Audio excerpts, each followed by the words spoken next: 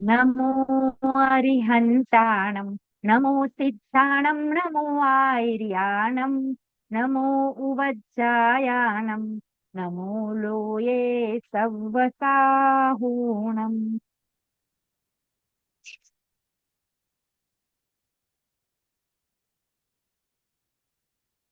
पंच परमेष्टि lesson हम देख रहे हैं, और उसमें अरिहंत भगवान के 46 गुण हम देख रहे थे।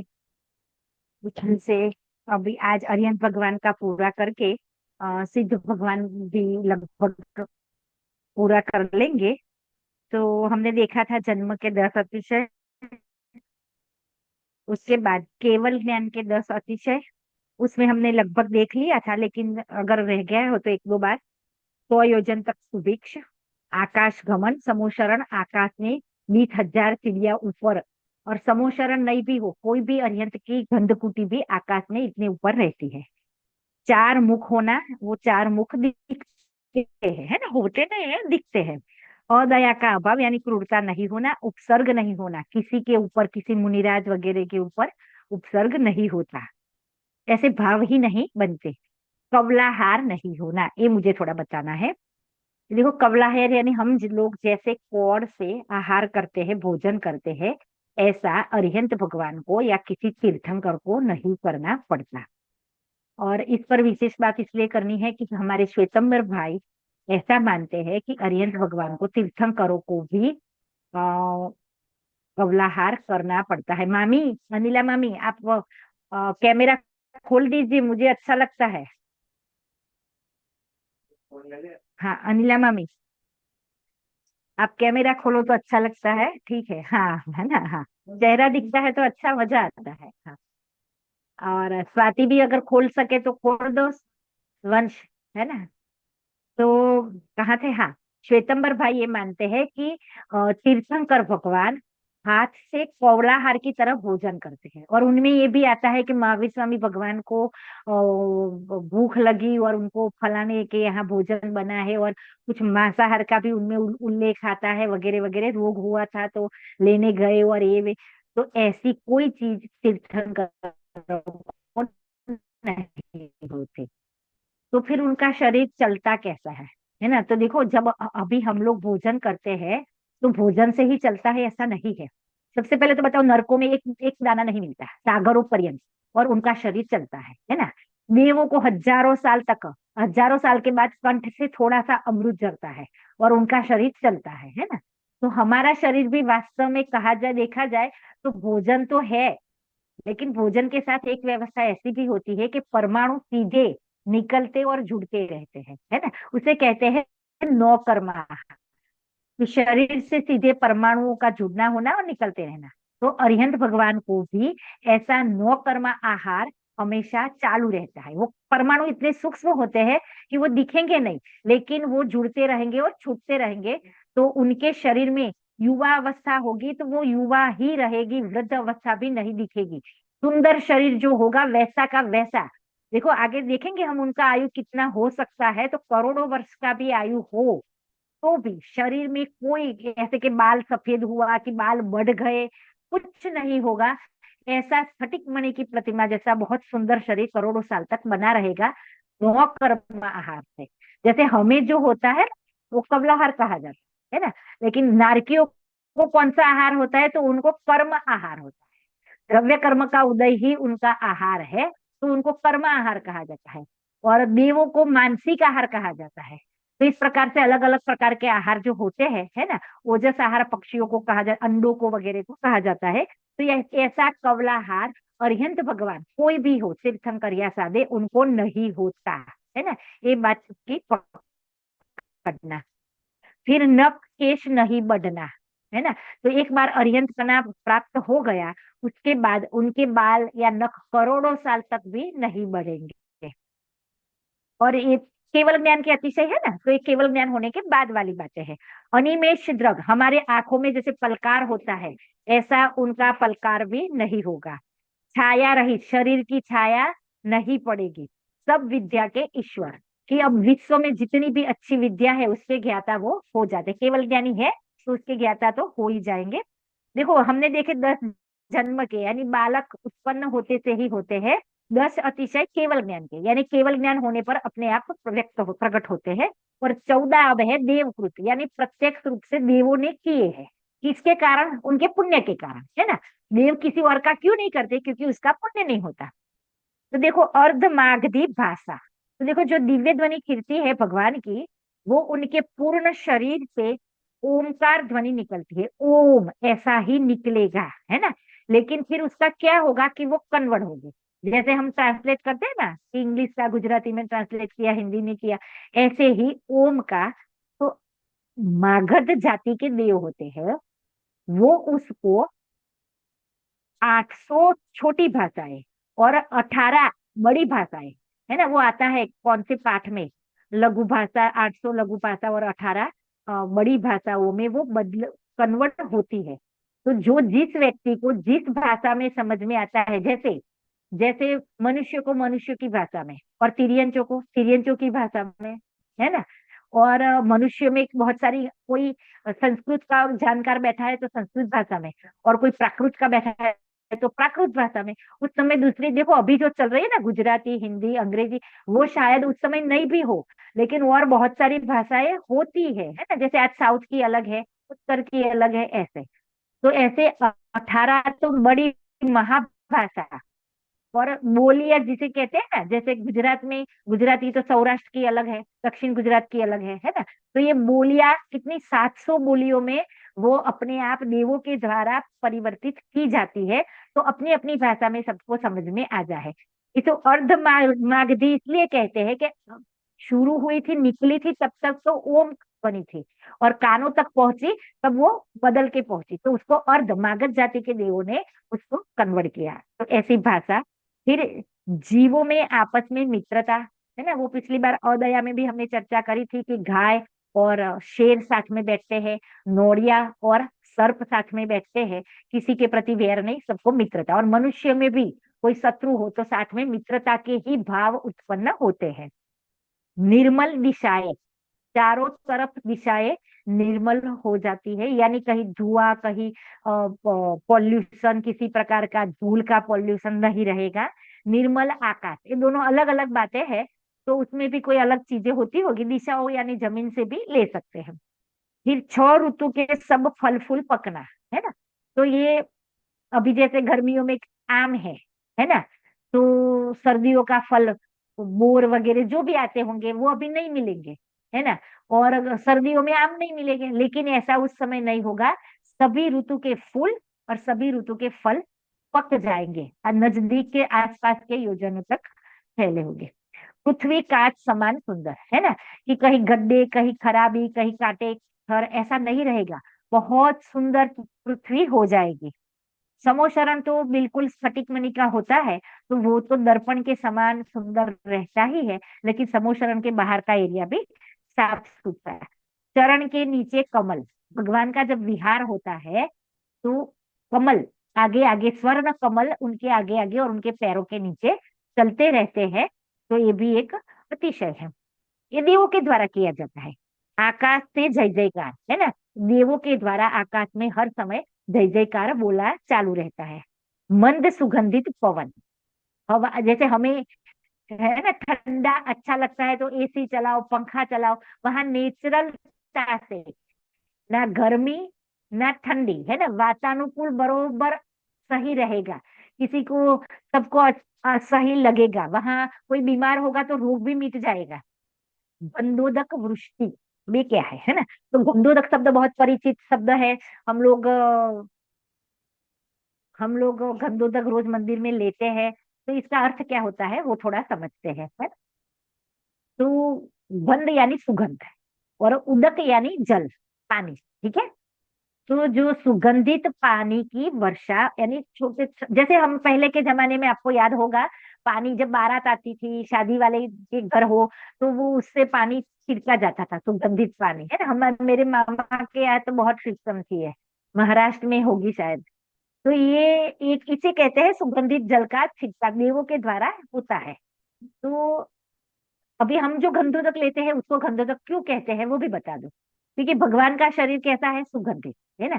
भले ही अभी प्रतिमा में सुगंध नहीं आती हो, लेकिन भगवान, हमने तो विराजमान भगवान को किया है, तो उनका शरीर सुगंधित होता है। और उनका अभिषेक करके जो जल आया है वो भी सुगंधित है। ऐसे भावों से उसे गंधोदक, गंध यानी सुगंध, और उदक यानी पानी, सुगंधित जल भगवान के अभिषेक का, तो उसे कहते हैं गंधोदक। तो यहाँ भी गंधोदक की वृष्टि होती है। कंटक रहित भूमि, कहीं कांटे, वो आगे भी आ गया उसी प्रकार का एक अलग से। सृष्टि हर्षमयी, हर जगह, हर व्यक्ति, हर जीव को आनंद आनंद आनंद है। आपने सुना भी होगा, जब उनका जन्म होता है तब ही नरकों में भी कुछ समय के लिए शांति और आनंद आ जाता है ना। तो यहाँ समोशरण लगने पर तो आसपास आनंद आएगा, उसमें क्या आश्चर्य।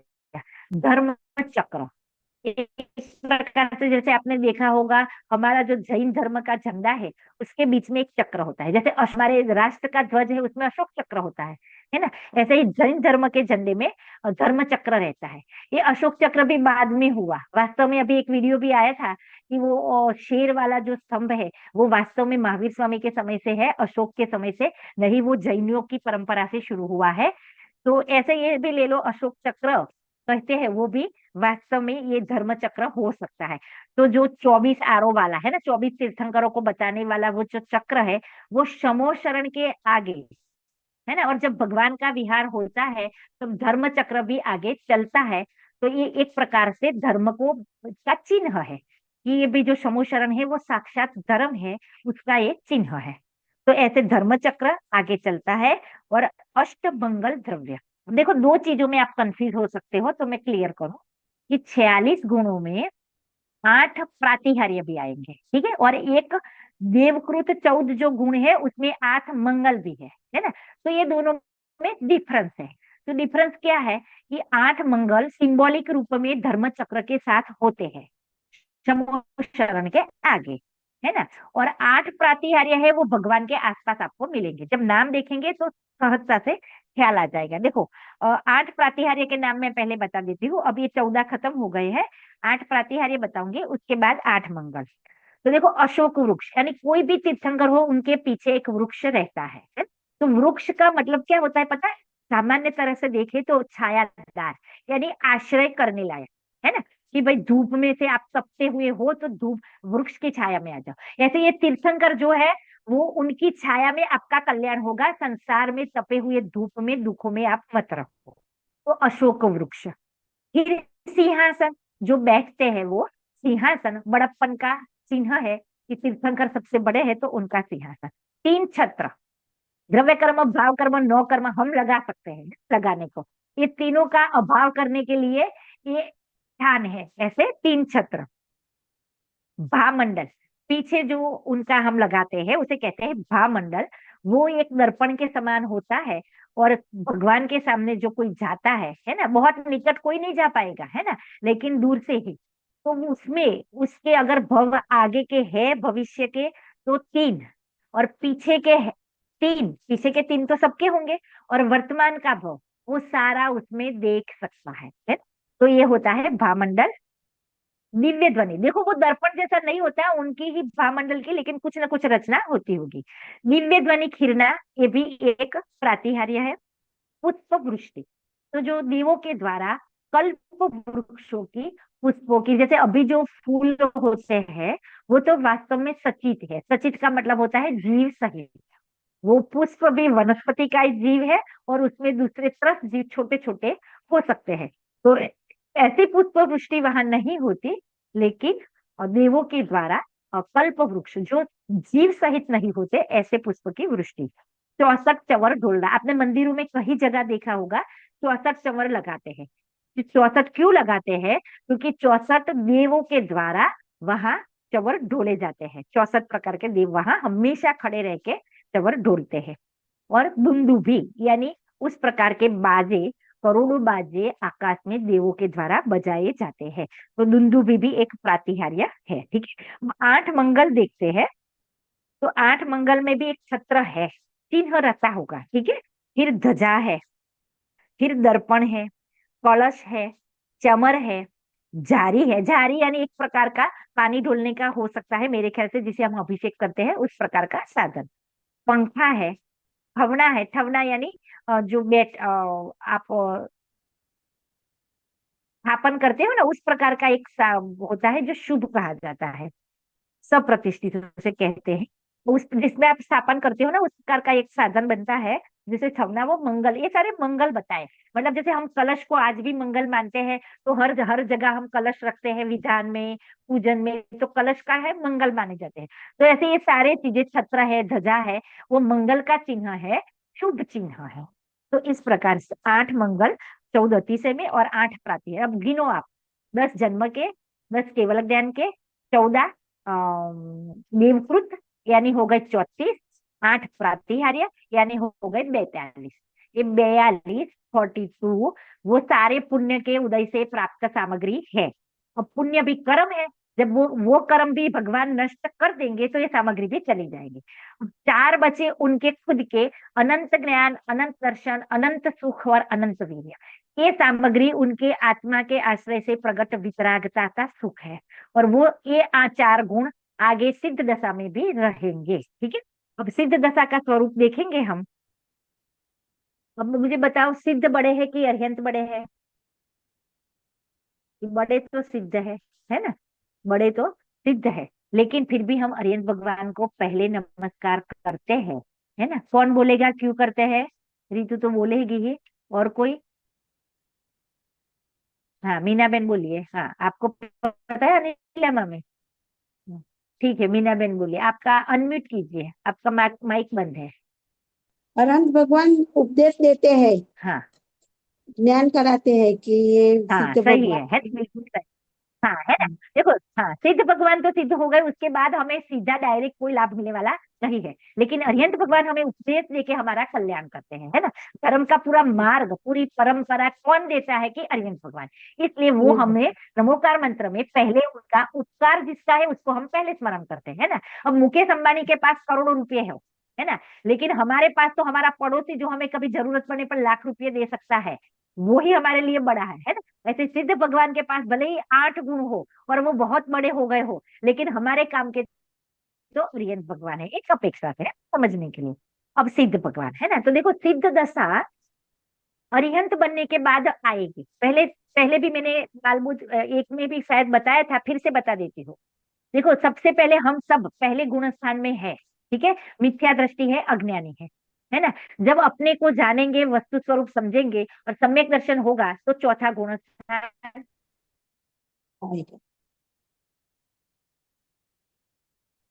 एक सामान्य, फिर वितरागता की वृद्धि होने पर पंचम गुण स्थान श्रावक के व्रत आदि आएंगे। फिर और वितरागता की वृद्धि होने पर मुनिपना आएगा।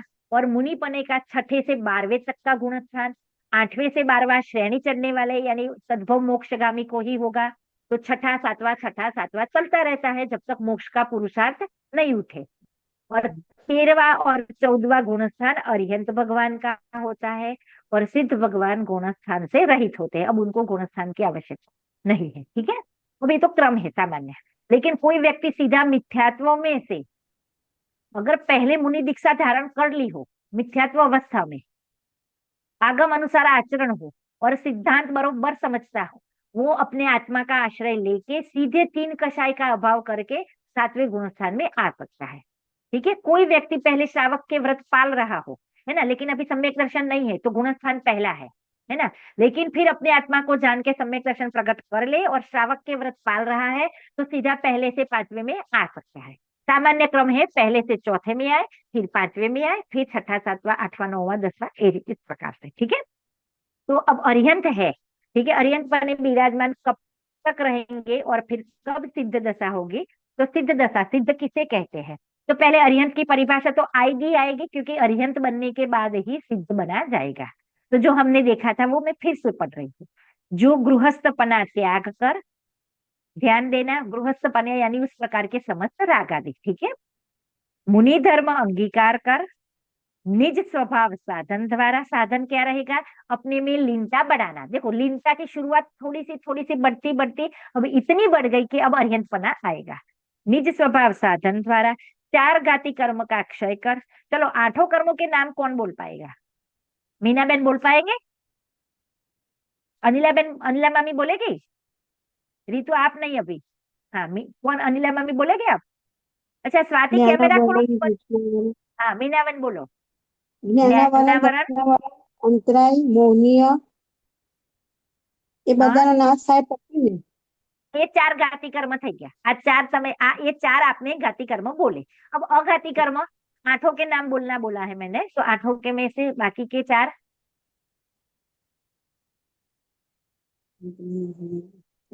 નામ हाँ વેદનીય, वेदनीय, નામ વેદનીય. आयु और गोत्र। હા, આયુ ठीक है, આયુ. आयु और गोत्र, ठीक है। आयु नाम गोत्र और वेदनीय, ठीक है। तो आयु तो सबकी समझ में आता ही है। जब तक आयु है तब तक अर्हंत दशा रहेगी। नाम कर्म से शरीर की रचना होती है। गोत्र कर्म से उनको मनुष्य यानी उच्च गोत्र मिला है। नीच गोत्र हो तो नारकी और तिर्यंच होते हैं। दो ही भेद है, उच्च गोत्र और नीच गोत्र। और वेदनीय से साता वेदनी का उदय या असाता, ठीक है। तो अभी ये चार घाती कर्म नष्ट किए, चार अघाती कर्म उनके बाकी है। इसलिए उनका आयु भी है, शरीर भी है, उच्च गोत्र भी है और साता वेदनी का उदय भी है, ठीक है। देखते हैं। चार घाती कर्म का क्षय कर अनंत चतुष्टय रूप विराजमान हुए हैं। कौन बोलेगा अनंत चतुष्टय? कौन बोलेगा? चार कर्मों का नाश करके अरिहंत भगवान ने अनंत चतुष्टय प्रकट किए, जो अभी अभी मैं बोल चुकी हूँ एक बार। હા, रितु बोलोगे, मीनाबेन बोलोगे, कौन, अनला मामी बोलेंगे? અનંત नीलेश भाई વીર્ય, आप અનંત ट्राई कीजिए। हाँ સુખ, अनंत वीर्य, अनंत અનંત सुख, સુખ, हाँ। અનંત कर्म के ज्ञान। हिसाब से बोलोगे तो सरल हो जाए। ज्ञानावरण का अभाव करके अनंत ज्ञान, दर्शनावरण का અનંત अभाव करके જ્ઞાન, अनंत दर्शन, અનંત है ना। मोहनीय का अभाव करके अनंत सुख, और अंतराय का अभाव करके अनंत वीर्य। ये इसको कहते हैं अनंत चतुष्टय। चतुष्टय यानी चार, ये अनंत की જ્ઞાન. मात्रा में है, इसलिए उनको अनंत चतुष्टय। ठीक है, इतना हो गया। अरियंत पद में विराजमान है। अब आगे कुछ समय बाद, है ना। तो अब कुछ समय में क्या लेना, तो समझना। जितना आयु है उतना, महावीर स्वामी का 72 साल में एक आयु पूर्ण हुआ और 42 साल यानी 30 वर्ष थे। तो उनके लिए 30 वर्ष अरिहंत दशा रही। फिर 30 साल के बाद वो सिद्ध होंगे, ठीक है। कोई तीर्थंकर का 1 कोटि पूर्व का आयु है, मान लो 1 कोटि पूर्व यानी 70,56,000 करोड़ वर्ष बराबर एक पूर्व, और ऐसे 1 करोड़ पूर्व। श्रीमंतर भगवान अभी विराजमान है, उनका 1 कोटि पूर्व का आयु है। आदिनाथ का 84 लाख पूर्व का आयु था, ठीक है। પૂર્વ. और एक पूर्व बराबर, अभी आपको संख्या याद रखने की आवश्यकता नहीं है, लेकिन थोड़ा सोचना। 70,56,000 करोड़ वर्ष बराबर एक पूर्व, और उनको 1 करोड़ से गुणा करो तो 1 कोटि पूर्व, ठीक है। जल्दी जल्दी नहीं हुआ ना, ठीक है, समझ लो थोड़ा सा। बहुत कोई काम की चीज, मतलब इतना ये नहीं है। अब 8 साल की उम्र में केवल ज्ञान हो सकता है कि नहीं? हो सकता है ना। 8 साल तक सम्यक दर्शन भी नहीं हो सकता। बस करणान योग के अनुसार बालक को 8 वर्ष के बाद सम्यक दर्शन की पात्रता અવાજ आ બહુ जाती કપાય है। છે. कोई करे नहीं करे अलग बात है, ठीक है। तो सम्यक आवाज कट होती है, ध्रुव उत्कर्ष जो तो बेटा आवाज कपाई। आप दूसरों को आती है आवाज? अभी सही है, 1 मिनट के लिए थोड़ा मामी कट रही आपको थी, अभी बरोबर आ सही आ रही रही है है। कि कट हो रही है? सही आ रही, सही आ रही है। अच्छा ठीक है ना, वो फिर से बोल लेती हूँ। सही, अभी सही आ हाँ। रही है हमके, ठीक है ना। हाँ हाँ हाँ ठीक है। चलो कहाँ थे? हाँ 1 कोटि पूर्व। अब मान लो 8 वर्ष में केवल ज्ञान हो गया, और आयु कितना है? 1 कोटि पूर्व का। तो जितने साल बीच में है वो सारा कुछ समय पश्चात में ले सकते हैं। और किसी अरिहंत को उपसर्ग हुआ है और आयु सिर्फ सेकंडों का बचा है, और उन्होंने केवल ज्ञान ले लिया और आयु खत्म होने को है, तो तत्काल मोक्ष हो सकता है ना। तो ये अंत मुहूर्त सेकंडों का भी हो सकता है, और कोटि वर्ष तक, करोड़ों वर्षों तक का भी हो सकता है। आयु पूर्ण होगा, उसके साथ बाकी के 3 कर्म भी, यानी चारों कर्म एक साथ नष्ट हो गए, तो ज्यादा से ज्यादा 1 करोड़ पूर्व तक।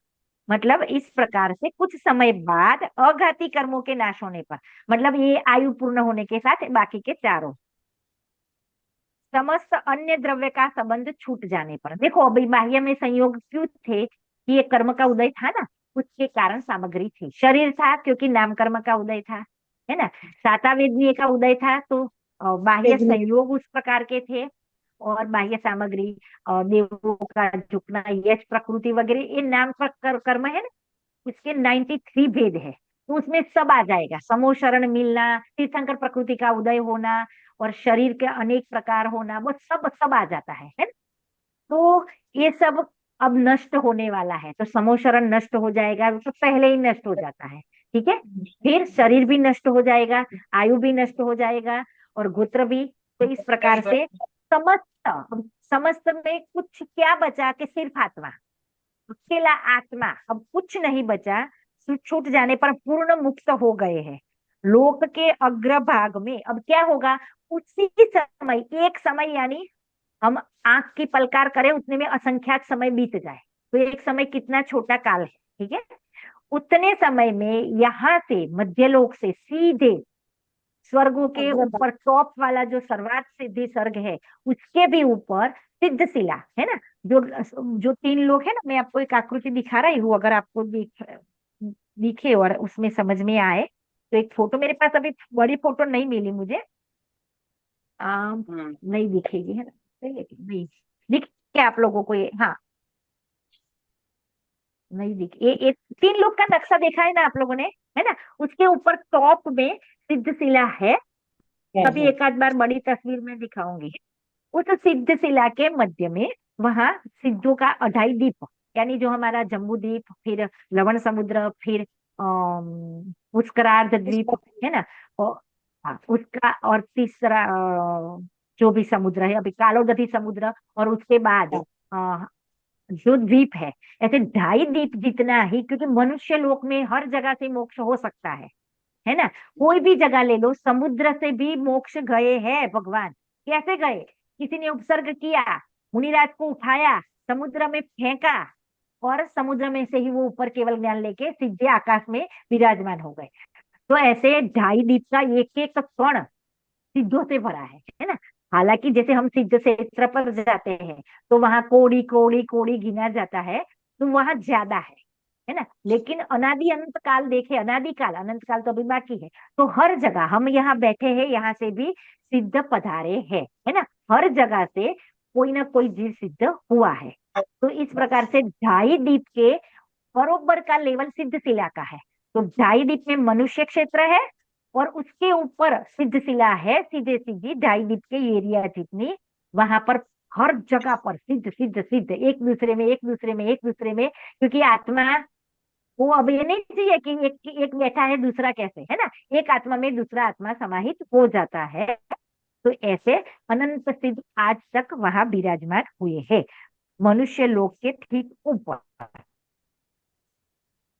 किंचित न्यून पुरुषाकार, अब उनका आकार कैसा होगा सिद्धों का, तो जैसे हमने पुरुषार्थ। देखा है आत्मा का, जैसे हम दिखाते हैं पुरुष आकार, लेकिन पुरुष आकार में भी किंचित न्यून कहा जाता है। तो ऐसा है कि आत्मा के प्रदेश अभी शरीर से बिल्कुल बराबर होते हैं। जहाँ स्किन हमें वेदन होता है ना, वहां हर जगह दुख होता है, वहां हर जगह आत्मा के प्रदेश है। ठीक है, अब जब केवल ज्ञान होगा तो जैसे मुंह में जगह खाली है, कानों में भी बीच में जगह खाली है, पेट में भी बीच में जगह खाली है, तो जहां जैसे टच करेंगे आ तो वहां कोई फीलिंग नहीं आएगी, मुंह के बीच में है। तो गले में भी ऐसी जगह होगी, तो वो जगह अब पैक हो जाएगी, है ना। तो हर जगह से वो पैक हो जाएगा, तो वो उतना आकार छोटा हो जाएगा। तो थोड़ा सा मनुष्य आकार, मान लो मनुष्य आकार में भी क्या लेना कि आदिनाथ 500 धनुष के थे, तो सिद्ध अवस्था में 500 धनुष से कुछ न्यून मनुष्य आकार में विराजमान रहेंगे सिद्ध भगवान।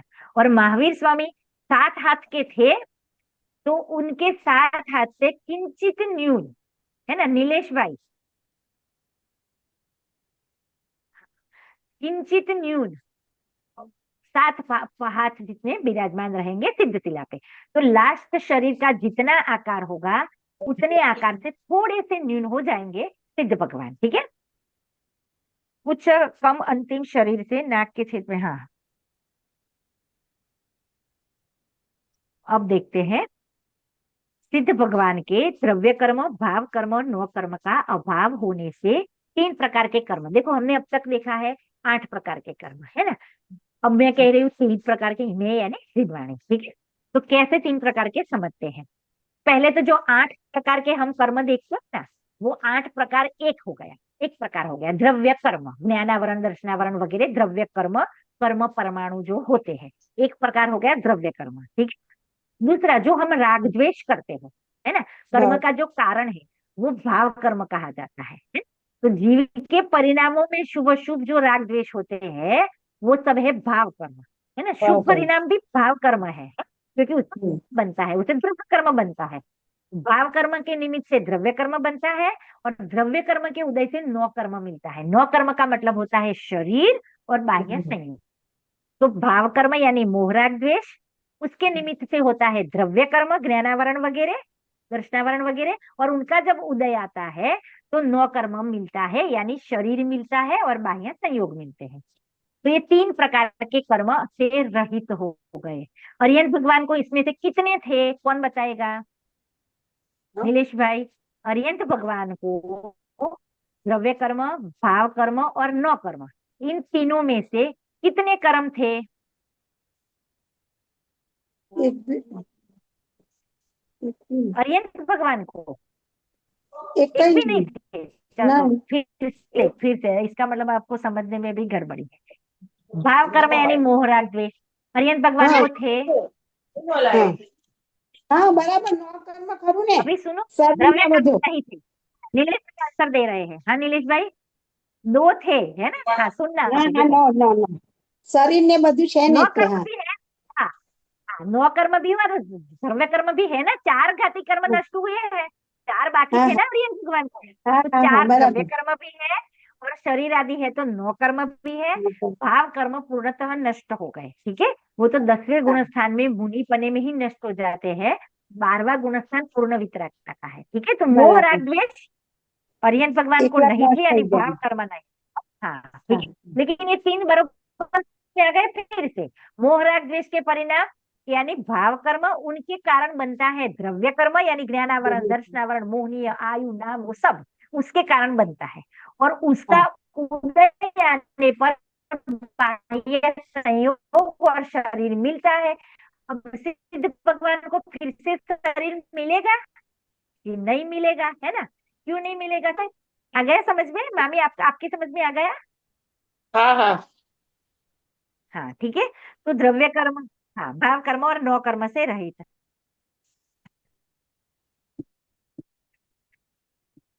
समस्त आत्मिक गुण गुण के 8 गुण प्रकट किए, ठीक है। बाकी के 4 गुण कौन से हैं?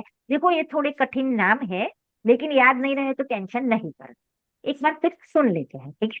तो देखो, अनंत ज्ञान, अनंत दर्शन, अनंत वीर्य, इतने तो थे ही, ठीक है। और मोहनीय के अभाव में जो हमने अनंत सुख लिया था, उसकी जगह अब कहा जाएगा આ क्षाई આ શબ્દ કાલે ફરીથી લેજો ને. અવાજ બહુ કટ થાય છે। ठीक है। और ફરીથી ભાઈ નિલેશભાઈ તમને બી કપાય છે? ના હા કાલે હા, કાલે ફરીથી લઈશ, અવાજ આવે છે નહીં, એટલે મીનાબેન તમને પર્સનલમાં તો કરજો તો બેટા, અવાજ કપાય છે એમ કે કઈ પ્રોબ્લેમ છે? પર્સનલમાં પ્રોબ્લેમ નથી ને? એમ ફરીથી લઈશ, કોઈ વાંધો નહીં, હવે સિદ્ધ ભગવાનનું કાલે ટાઈમ ફરીથી લઈશું। પણ દબાઈ ગયો છે પાછો. હા હા, ટાઈમ પણ થવાયો છે, 5-7 મિનિટ છે, આજે થોડું મોડું લેટ ચાલુ થયું હતું ને, હા કરજો તો કઈ। અચ્છા, અવાજ અવાજ હવે આવે છે ક્લિયર? હા મામી હવે આવે અવાજ છે? આવે તો છે બ્રેક હવે થાય આવે। છે એનો વાંધો આવે નથી. છે, ઠીક છે। કાલે ફરીથી લઈશું દ્રવ્ય કર્મ, ભાવ કર્મ અને નો કર્મ, પણ આજે આ વિષય આપણે બંધ કરીએ છીએ। હું ફરીથી દ્રવ્ય કર્મ, ભાવ કર્મ, નો કર્મ અને એક બીજું બી વાત યાદ કરાવી દો। પરિણામ જીવના 3 પ્રકારના હોય, 3 પ્રકારના લો અથવા 2 પ્રકારના। પહેલા 2 પ્રકાર, અશુદ્ધ પરિણામ અને શુદ્ધ પરિણામ, બરોબર છે? શુદ્ધ પરિણામ યાની વિતરાગ પરિણામ, રાગદ્વેષ હા વગરના પરિણામ, બરોબર। અને અશુદ્ધ પરિણામ યાની રાગદ્વેષ છે। પાપ રાગ દ્વેષ અશુદ્ધના 2 ભેદ પડશે, અશુદ્ધના 2 ભેદ પડશે, શુભ અને અશુભ, અશુભ। ઠીક છે। શુભ પરિણામ બી રાગ છે, ભગવાન પ્રત્યે ભક્તિ એ શુભ છે, ઠીક? દેવશાસ્ત્ર, ગુરુ પ્રત્યે ભક્તિ, એમને જે બી ભાવ, પૂજા, મંદિર, સ્વાધ્યાયના ભાવ, એ શુભ ભાવ છે, પણ એ છે રાગ, શુભ રાગ, બરોબર। તો એ રાગ છે वो મેલ છે, અશુદ્ધિ છે। અરિહંત સિદ્ધ ભગવાનને એ રાગ નથી, અને નથી મુનિરાજોને થોડો છે, બરોબર થોડો છે। જ છે તો અંજલિ। હા, તો 3 પ્રકારના પરિણામ સમજીએ। અશુદ્ધમાં 2 આવશે, અશુભ અને શુભ, બરોબર છે। અને શુદ્ધ ભાવ એ વિતરાગ ભાવ. બરોબર છે. હવે આપણને કયા છે આ ત્રણમાંથી કે આ બે છે? શુભ અશુભ, શુભ અને શુભ અશુભ, શુભ. બરોબર છે. અને અર્યંત સિદ્ધને કયા છે કે માત્ર વિતરાગ છે, આ બે નથી. બરોબર. શુદ્ધ. અને મોક્ષ માર્ગ શરૂ થઈ ગયો ચોથાથી 12મા ગુણસ્થાન સુધી, યાની સમ્યક દ્રષ્ટિથી મુનિરાજ સુધી બંને છે, ત્રણે છે. સમજજો. સમ્યક દ્રષ્ટિને અશુભ ભાવ હોય કે ના હોય, કે હોય, ઘરમાં રહે છે ને તો અશુભ ભાવ હશે. બરોબર. પણ શુભ પણ હશે અને વિતરાગતા બી થોડી પ્રગટ થઈ છે. બરોબર.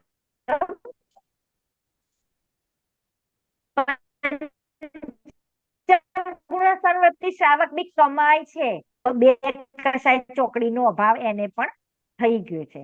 હવે મુનિ પણ આવી ગયું. મુનિ પણ આમાં થોડો ડિફરન્સ આવશે, અશુભ ભાવ નીકળી જશે. હે ને? 5 પાપને અશુભ ભાવ કહેવાય છે. તો મુનિરાજોને 5 પાપો 0 થઈ ગયા છે. તો હવે શુભ ભાવ અને શુદ્ધ ભાવ.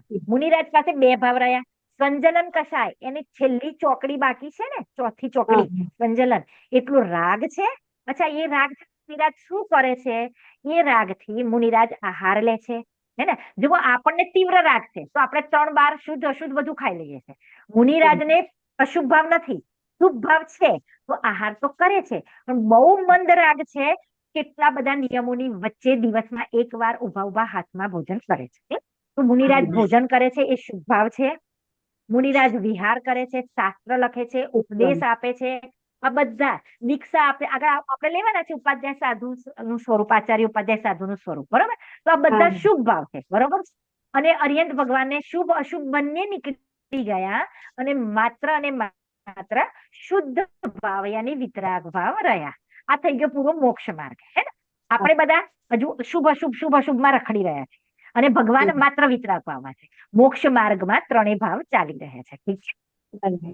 આ 3નું હંમેશા ધ્યાન રાખવું તમારે. હવે દ્રવ્ય કર્મ, ભાવ કર્મ ને નો કર્મની વાત કરીએ. બરોબર છે. આપણે લોકોને ભાવ કર્મ છે, શુભ અશુભ ભાવ છે. બરોબર છે. આ શુભ અશુભ ભાવના કારણે દ્રવ્ય કર્મ બંધાય છે. હવે શુભ અશુભ ભાવ ક્યારથી છે? કે અનાદિથી જીવ છે ત્યારથી શુભ અશુભ પરિણામ બી છે અને ત્યારથી દ્રવ્ય કર્મ પણ છે. દ્રવ્ય કર્મ છે એટલે શુભ અશુભ પરિણામ થાય છે, ને શુભ અશુભ પરિણામ થાય છે એટલે નવા દ્રવ્ય કર્મ બંધાય છે. આમ ચક્કર ચાલ્યા કરે છે. બરોબર છે. અને દ્રવ્ય કર્મ છે તો કોઈ ને કોઈ શરીર, કોઈને કોઈ સંયોગ મળ્યા કરશે. ચાહે નરકના હો, દેવના હો, મનુષ્યના હો, તિર્યંસના હો, શરીર મળશે અને સંયોગ મળશે. આ બધું ચક્ર ચાલે. હવે પડશે ક્યાં પરિસ્થિતિ કે હવે આ તમને જયારે હવે આગળ જેમ ભણતા જઈશું ને ત્યારે ખબર પડશે કે 8 દ્રવ્ય કર્મ બંધવાનું કારણ શું છે? કે મોહ અને રાગ. બરોબર છે. તો મોહ યાની મિથ્યાત્વ અને શુભ અશુભ પરિણામ. બરોબર. હવે શુભ અશુભ પરિણામ ક્યારે જશે? જયારે મિથ્યાત્વ જશે. આના ગયા વગર શુભ અશુભ પરિણામોમાં મંદતા દેખાશે, પાપ છૂટેલા દેખાશે, પણ 4 ચોકડીમાંથી નષ્ટ કઈ નહીં થાય. બરોબર છે. એટલે પહેલા ડંકો શેના પર મારવા?